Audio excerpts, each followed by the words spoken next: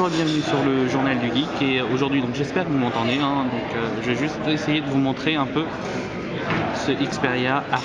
Donc comme vous pouvez le voir, l'écran est de 4,1 pouces avec Bravia Engine. Donc là-dessus il est assez bien fait puisque les vidéos sont pas mal du tout. Donc là déjà au niveau de l'interface c'est assez classique, c'est du Gingerbread et c'est plutôt réactif. Un des trucs que j'ai bien apprécié, c'était le fait de pouvoir dézoomer, voilà, et pouvoir avoir tous ces widgets d'un coup. On peut essayer de sortir de l'overview, c'est vraiment comme ça. Voilà. À titre de comparaison par rapport à un Nexus S par exemple, donc il est pas si gros que ça, pas plus gros je dirais, et surtout il est bien plus fin. Donc au niveau de la finesse, on prenait les deux là ensemble, c'est assez impressionnant. Donc là-dessus il n'y a pas de souci. On va voir d'ailleurs on va voir ici d'ailleurs en même temps sortir, vous montrer quelques vidéos, parce que là-dessus au niveau des vidéos c'est assez bluffant. Donc on va commencer par celle-là justement, voilà. Je sais pas si on voit bien, mais au niveau des couleurs ça rend très bien. Là-dessus je pense que Sony Ericsson avec Sony et leur Bravia justement font quelque chose d'assez impressionnant. Petite nouveauté, enfin pas petite nouveauté, mais une chose que j'apprécie de plus en plus maintenant. Oups, pardon. Hop, ici, là, voilà.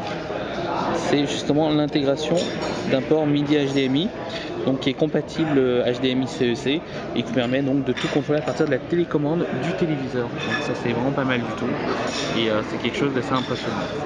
Voilà. Donc là-dessus, bon, c'est une preview, donc j'espère vraiment le tester rapidement parce que il est plutôt prometteur là-dessus. Voilà.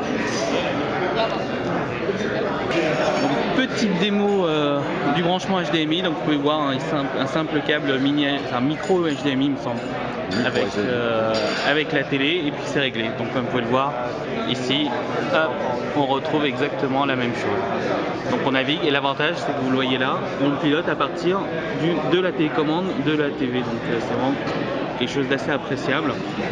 Et si vous voulez voir, on va revoir la petite vidéo qu'on a lancée il n'y a pas longtemps, et on va vous montrer que le résultat donne plutôt pas mal. Alors, voyons voir pour la vidéo.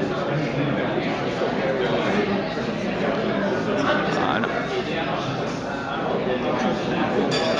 Donc vous voyez la vidéo là. Hop.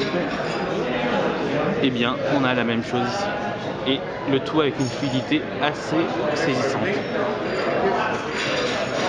Donc du coup par exemple quand on va surfer sur internet, ça va faire exactement la même chose. Donc on va pouvoir surfer à la fois avec l'écran tactile ou avec la télécommande, tout simplement. Et vous le voyez ici toujours.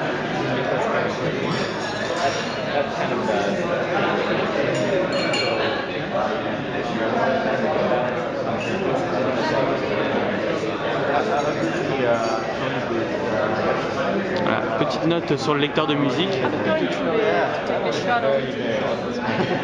Petite note donc sur le lecteur de musique qui intègre en fait une fonction de recherche directement sur YouTube. Donc si vous avez un artiste que vous aimez, ben vous cliquez sur la recherche YouTube et hop, vous avez forcément des liens vidéo, etc.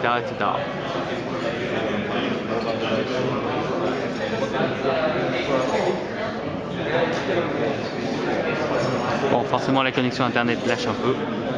Et donc voilà, mais bon, sur le principe vous avez ça.